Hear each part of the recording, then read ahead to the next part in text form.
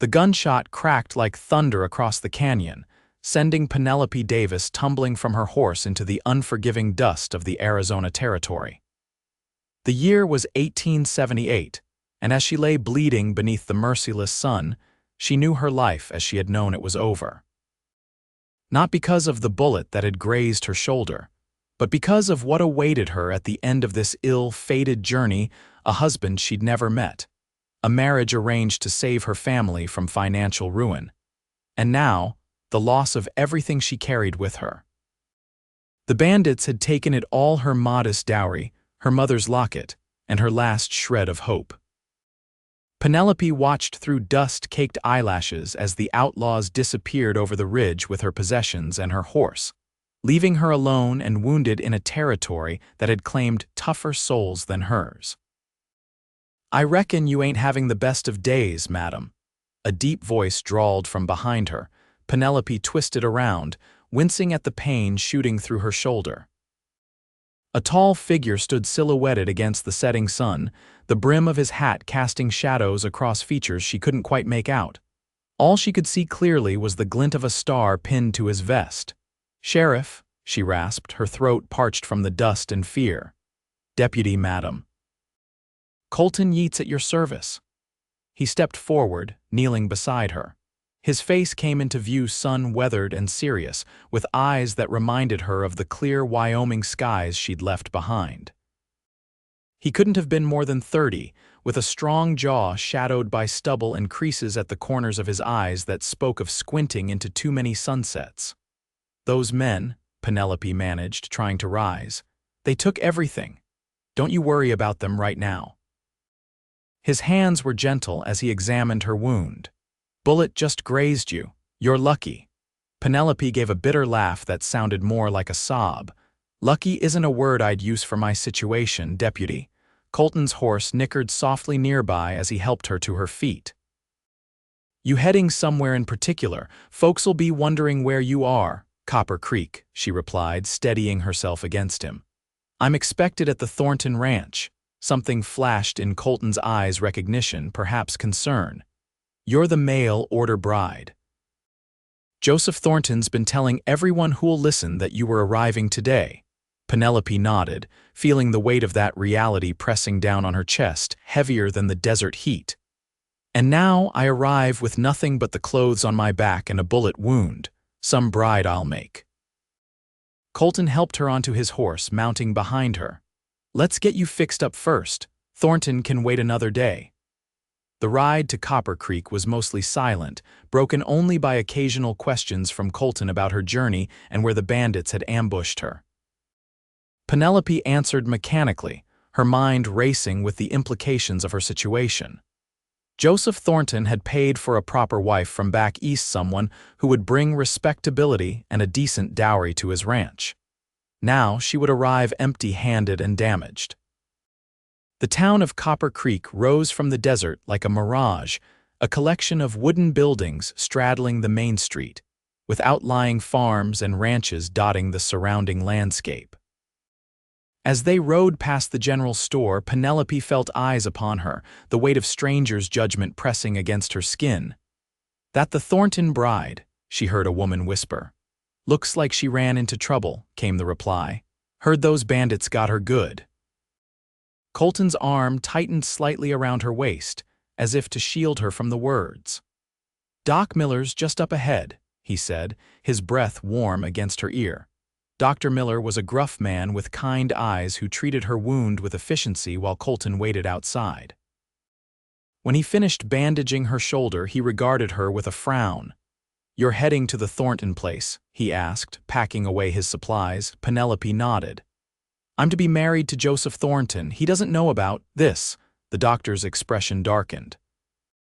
"Thornton's particular about things being perfect. Just a warning, miss." "What do you mean?" Dr. Miller seemed to weigh his words carefully. "Just that he's had a string of bad luck with his ranch, lost his first wife to fever 2 years back. He's looking for someone to help rebuild what he lost." Before Penelope could ask more, the door opened and Colton stepped in.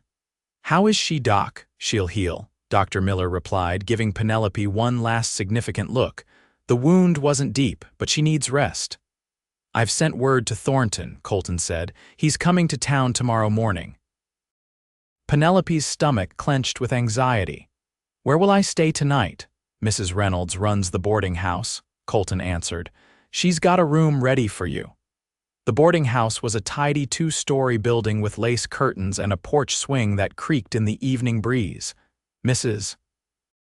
Reynolds, a widow with silver-streaked hair and shrewd eyes, showed Penelope to a small room with a narrow bed and a washstand. "Deputy Yeats explained your situation," she said, helping Penelope with her torn and dusty dress. "I've laid out a nightgown for you. It's not much, but it's clean." "Thank you," Penelope whispered, suddenly exhausted by the day's events. "I don't know how I'll repay your kindness." Mrs. Reynolds waved away her concern. "You just rest. Tomorrow will bring its own troubles." Those words proved prophetic. Joseph Thornton arrived at the boarding house just after dawn, his knock so loud it startled Penelope from a fitful sleep. She dressed hurriedly in the same dusty clothes from the day before, trying to make herself presentable despite the circumstances. When she descended the stairs, she found Thornton standing in the parlor, a tall, broad-shouldered man with graying temples and a stern mouth. He was handsome in a severe way, his eyes calculating as they took in her appearance.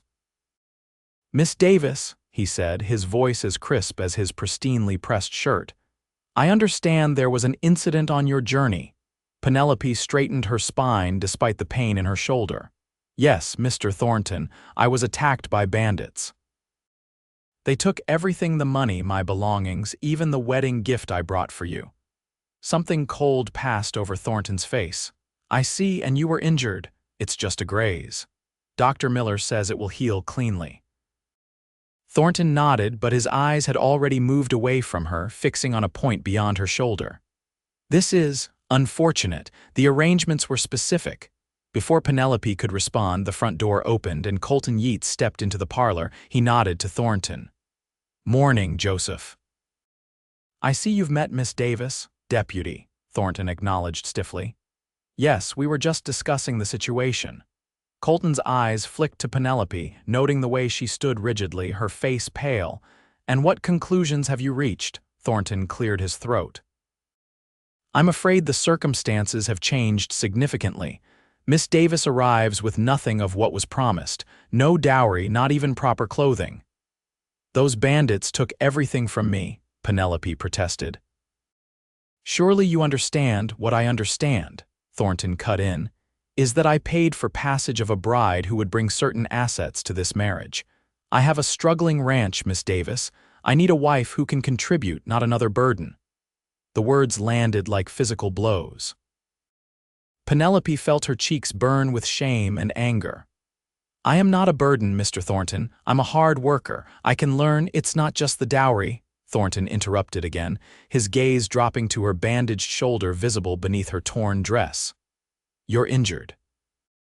Who knows how long before you'd be able to handle the work of a rancher's wife?" Mrs. Reynolds, who had been hovering nearby, stepped forward indignantly. "Joseph Thornton, this girl nearly died getting here to marry you. She can hardly be blamed for being robbed." Thornton's expression remained unmoved. "I'm sorry, but this isn't what I agreed to.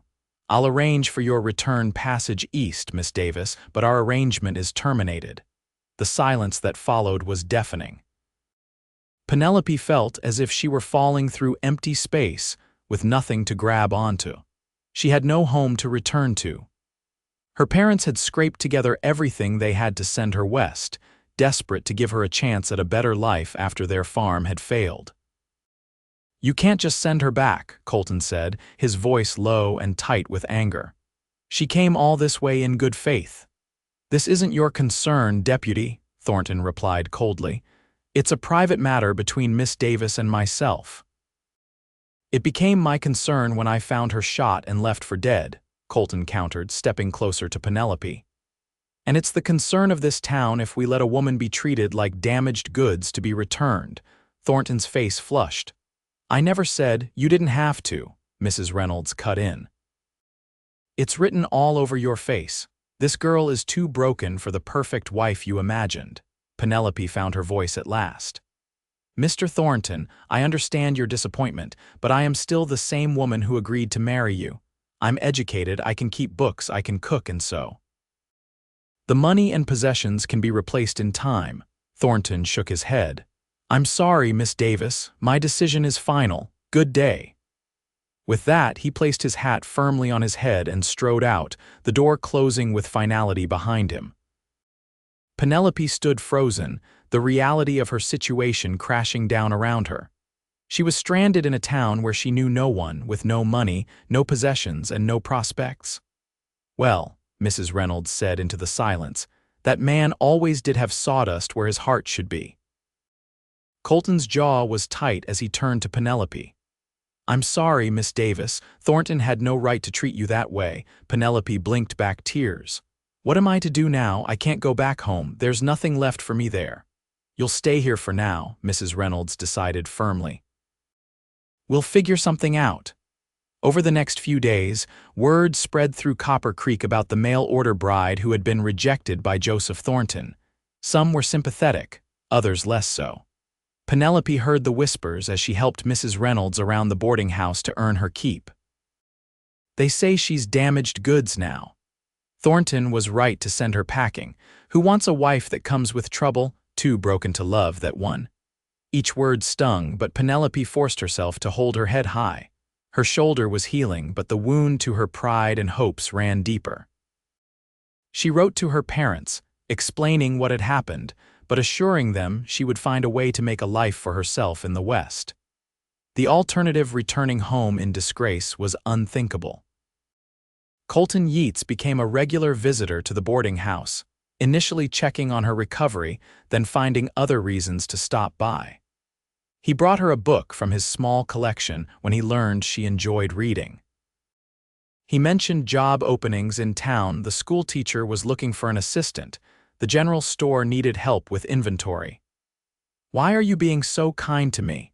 Penelope asked him one evening as they sat on the porch swing, watching the sunset paint the desert in gold and crimson. Colton was silent for a moment, his hat resting on his knee. "I know what it's like to be judged based on things you can't control," he finally said. "My pa was the town drunk back in Texas. No matter what I did, people looked at me and saw his son. It's why I left, started fresh where nobody knew the Yeats name." Penelope studied his profile in the fading light, and became a deputy. "Figured if I was enforcing the law, nobody could say I was breaking it." He smiled, a rare full smile that transformed his face. "Besides, somebody had to help you. You're a stranger in a strange land." "Not for much longer," Penelope said, straightening her shoulders. "I've decided to take the schoolteacher position. Mrs. Fletcher says I can stay in the little room behind the schoolhouse." Colton's smile faded. "That's good news. You'll be good with the children." Something in his tone made Penelope wonder if he was disappointed. Before she could pursue the thought, they were interrupted by the arrival of Sheriff Dawson, riding hard down the main street. "Yeats," he called. "Those bandits that robbed Miss Davis have hit the Fletcher place. They're heading toward Rattlesnake Canyon." Colton was on his feet instantly, settling his hat on his head. "How many?" "3 that we know of," the sheriff replied. Same description. Miss Davis gave 2 tall fellows and a shorter one with a red bandana. Penelope's heart raced. "Those are the men who shot me." Colton turned to her, his expression grave.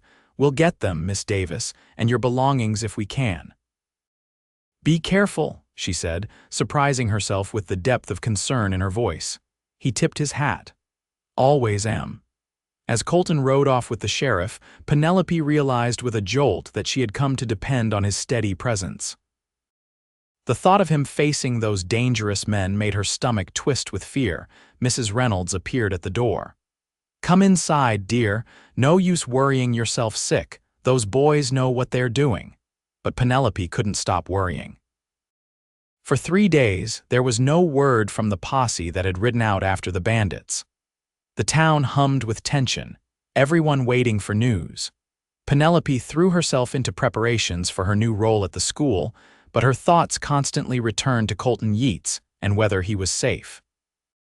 On the 4th day, as she was organizing books in the small classroom, the door creaked open. Penelope turned, expecting to see Mrs. Fletcher, but instead found Colton standing there, his clothes dusty from the trail, a fresh cut above his right eyebrow. "You're back," she breathed, relief washing over her like a cool rain. "We got them," he said, stepping into the room. "All three holed up in an abandoned mine. They'll stand trial in Tucson." Penelope moved toward him, noticing he carried something wrapped in a bandana. "You're hurt." "It's nothing. But this," he unwrapped the bundle to reveal her mother's silver locket. "This was all we could recover. They'd already spent the money and sold most of your things, but one of them still had this." Penelope's hands trembled as she took the locket, opening it to find the tiny portraits of her parents still inside. Tears welled in her eyes. "Thank you. This means more to me than anything else they took." Colton shifted uncomfortably. "There's something else. Word came while we were gone the stagecoach leaves for the East in 2 days. Thornton arranged your passage like he promised." The news should have brought relief, but instead Penelope felt a hollow opening inside her chest. "I see." "You don't have to go," Colton said, his voice low and urgent. "You've got the teaching position. People here are starting to know you, respect you." "Some people," Penelope corrected, thinking of the whispers that still followed her. "Others still see me as damaged goods, the woman too broken for Joseph Thornton to love." Something flashed in Colton's eyes, anger perhaps, or determination. "Then they're blind fools," he said fiercely. "There's nothing broken about you that matters." The intensity in his voice made Penelope take a step back. "Colton, I'm not good with words," he continued, moving closer. "But I've watched you these past weeks. You lost everything and still stood tall. You faced down gossip with grace. If that's what they call broken, then maybe broken is stronger than whole." Penelope's heart hammered against her ribs. "What are you saying?" "I'm saying I don't want you to leave," Colton admitted, reaching for her hand. His palm was rough against hers, calloused from years of hard work. "I'm saying that if they think you're too broken to love, then I'll love every broken part."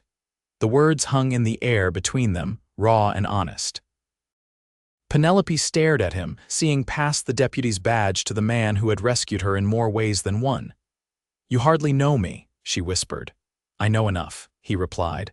"I know you're brave and kind. I know you laugh at my poor jokes even when they're not funny. I know you sit on the porch at sunset and look west, not east toward what you left behind." Penelope's throat tightened with emotion. "I can't ask you to take on someone else's discarded bride." "You're not asking. I'm offering," Colton said, his thumb brushing over her knuckles. "And you were never discarded. You were set free to find something better." A knock at the classroom door interrupted them. Mrs. Fletcher stood there, eyebrows raised at finding the deputy holding the new teacher's hand. "Deputy Yeats, good to see you back safe." "Miss Davis, I've brought those primers you asked for." Colton released Penelope's hand and cleared his throat. "I should report to the sheriff. Think about what I said, Miss Davis." With a tip of his hat to both women, he strode out, leaving Penelope flushed and confused. "Well, Mrs. Fletcher said with a knowing smile, "It seems our deputy has more on his mind than just law and order." "He asked me not to leave on the stagecoach," Penelope admitted, fingering the locket around her neck. "And will you?" Mrs. Fletcher asked, setting down the stack of books. Penelope gazed out the window where she could see Colton crossing the street toward the sheriff's office. "I don't know. It seems too soon, too fast." "Sometimes the heart knows what it wants before the head catches up," Mrs. Fletcher said sagely. "My Henry proposed to me after knowing me just 2 weeks. We had 47 years together before he passed." The next day, as Penelope walked through town to purchase supplies for her classroom, she felt the weight of decision pressing down on her. The eastbound stagecoach would leave the following morning. Stay or go, both choices carried risk and promise. As she exited the general store, arms full of paper and pencils, she nearly collided with Joseph Thornton. "Miss Davis," he said stiffly, stepping back. "I trust you received word about the stagecoach." "I did," she replied, keeping her voice even. "Though I'm not certain I'll be taking it." Surprise flickered across Thornton's face. "You're staying in Copper Creek, whatever for." "I've been offered the assistant teaching position," Penelope said. "It seems my education is of value here, even without a dowry attached." Thornton had the grace to look uncomfortable. "About our arrangement, I hope you understand it wasn't personal. A man in my position has to make practical decisions." "Of course," Penelope replied coolly. "Just as a woman in my position must do the same." Before Thornton could respond, Penelope heard her name called. Colton was approaching from the direction of the livery, leading his horse. "Miss Davis," he greeted, nodding curtly to Thornton. "Joseph, deputy," Thornton replied. "I was just confirming that Miss Davis received the information about tomorrow's stagecoach," something hardened in Colton's expression. "And has she told you she might not be on it?" "She mentioned the teaching position," Thornton said, his gaze moving between them with growing understanding. "Though I wonder if that's the only reason she's considering staying." "My reasons are my own, Mr. Thornton," Penelope said firmly. "But yes, there are several things keeping me in Copper Creek." Thornton's mouth thinned. "I see. Well, deputy, it seems you found yourself a project." Colton took a step forward, but Penelope placed a restraining hand on his arm. "I'm not a project, Mr. Thornton. I'm a woman making my own choices, something I should have done from the beginning." Thornton looked as if he might say more, but instead shook his head and walked away, his back rigid with disapproval. "I didn't mean to interrupt," Colton said once Thornton was out of earshot. "But I saw him cornering you and thought you might need rescuing," Penelope smiled. "I think I managed just fine, but thank you for the thought." Colton shifted his weight, uncharacteristically nervous. Have you made a decision about tomorrow?" Penelope took a deep breath. "I have. I'm staying, Colton, not just because of the teaching position, though that's part of it. I'm staying because for the first time in my life I'm making choices for myself, not because circumstances forced my hand." Hope lit Colton's eyes. "And where do I fit into those choices?" "I don't know yet," Penelope admitted honestly. "What I feel for you is new and unexpected. I need time to understand it, but I'd like the chance to try." Colton's smile was slow and genuine. "Time I can give you, and when you're ready, I'll still be here, still feeling the same way." That evening, as Penelope packed her few belongings to move into the small room behind the schoolhouse, Mrs. Reynolds watched with mixed emotions. "I'll miss having you here," she said, folding a borrowed dress. "But I'm glad you're finding your way." "Thanks to you," Penelope replied. "You took me in when I had nothing." Mrs. Reynolds waved away the gratitude. "That's what folks should do for each other. Though I suspect a certain deputy had more to do with your decision to stay than an old woman's kindness." Penelope blushed. "Colton understands me in a way no one else has. He doesn't see the things I've lost. He sees what remains." "That's a rare quality in a man," Mrs. Reynolds observed. "Don't let it slip away because you're afraid." The next morning, Penelope stood on the porch of the boarding house as the eastbound stagecoach rumbled down the main street of Copper Creek. She watched it pass without regret, knowing she had made the right choice. As the dust settled in its wake, she saw Colton walking toward her, his badge catching the morning sun. "Stagecoach is gone," he remarked, climbing the steps to stand beside her. "So it is," she agreed. "And here I still am." "Here you are," he echoed, a smile playing at the corners of his mouth. "Need help moving your things to the schoolhouse?" Penelope nodded. "I would appreciate that." As they walked side by side through town, Penelope was aware of curious glances and whispered comments, but they no longer stung. Let them talk. She was no longer the rejected mail-order bride. She was Penelope Davis, the new teacher's assistant, a woman who had survived bandits and heartbreak and found her own path forward. The following months brought changes to Copper Creek and to Penelope's life. She threw herself into teaching, discovering a genuine passion for helping the town's children learn. The tiny room behind the schoolhouse became a home, filled with books and small treasures. Wildflowers Colton brought her from his rides through the territory, a quilt Mrs.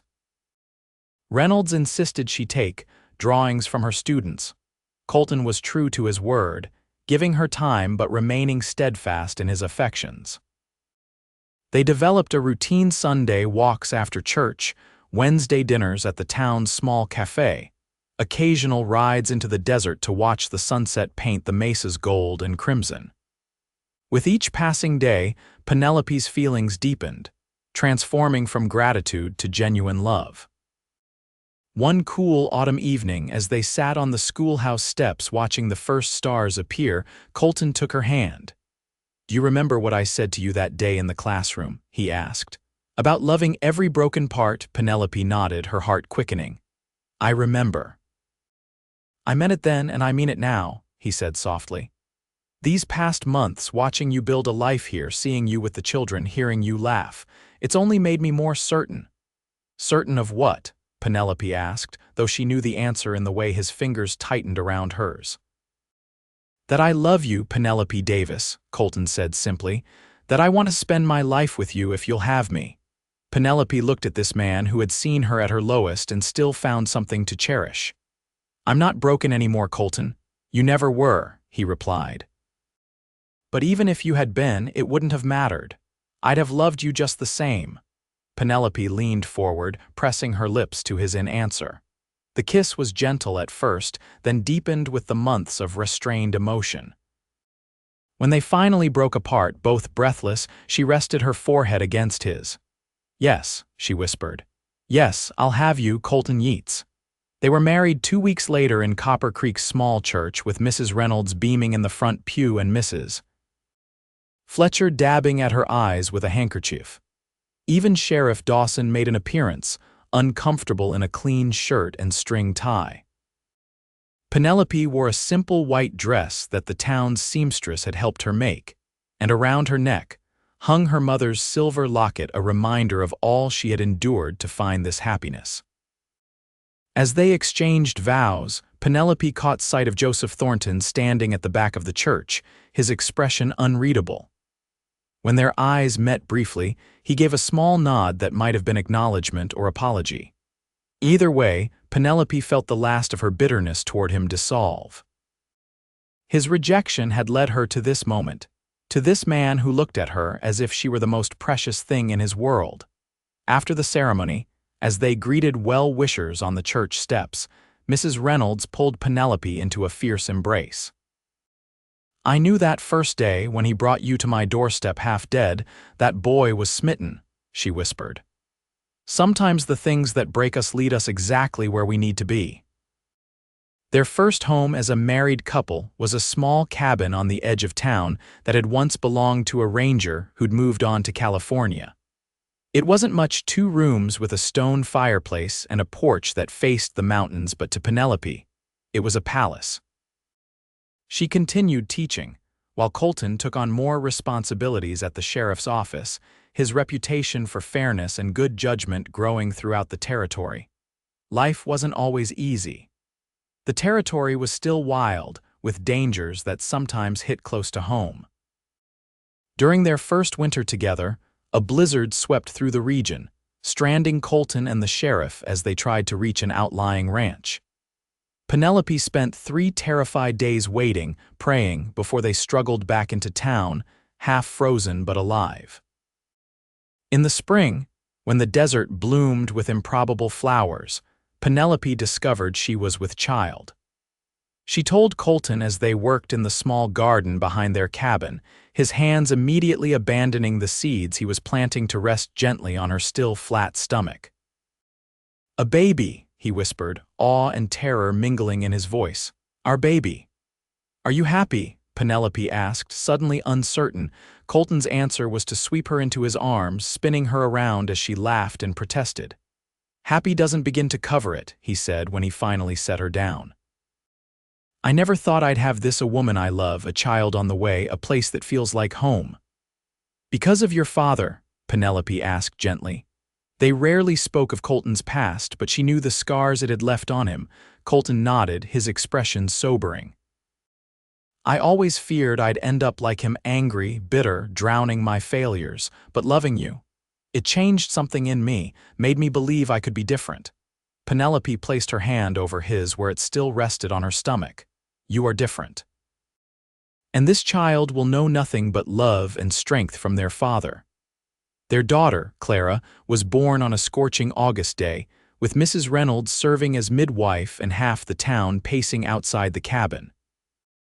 She emerged into the world with a cry as fierce as the summer storm that broke the heat that evening, tiny fists clenched as if ready to take on the world. "She's perfect," Colton whispered, cradling her with hands that trembled slightly. "She has your eyes." "And your stubbornness, I suspect," Penelope replied, exhausted but radiant.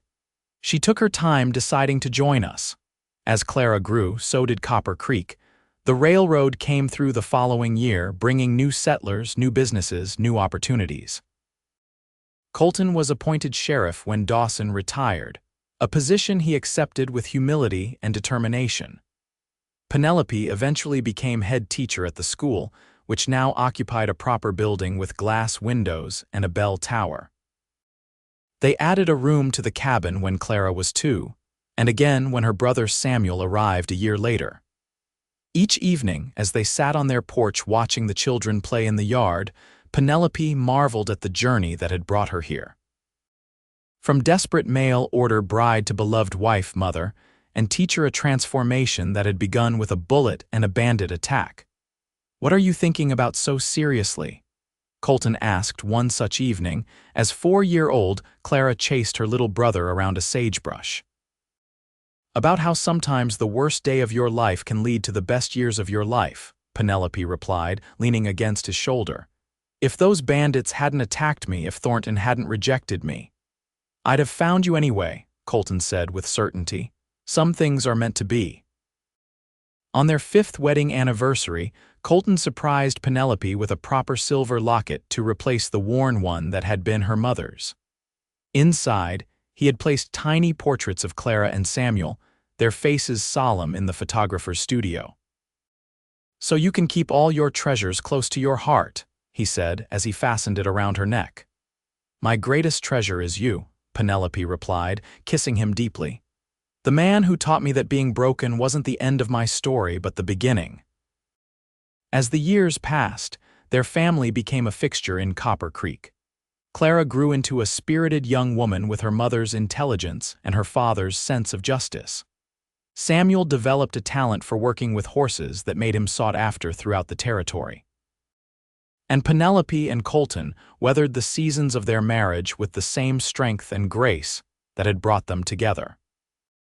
There were trials: a drought that nearly destroyed the region's ranches, an outbreak of fever that claimed several of the town's children, the constant challenges of life in a territory still fighting for statehood. But through it all, they stood together, their bond only strengthening with each obstacle overcome. On their 20th anniversary, as they danced under the stars at a celebration the entire town had insisted on throwing, Colton held Penelope close and whispered in her ear, "Do you ever regret staying, not taking that stagecoach east?" Penelope leaned back to look into his face, now lined with the years they'd shared but still handsome, still the face she loved most in the world. "Not for a single moment," she answered truthfully.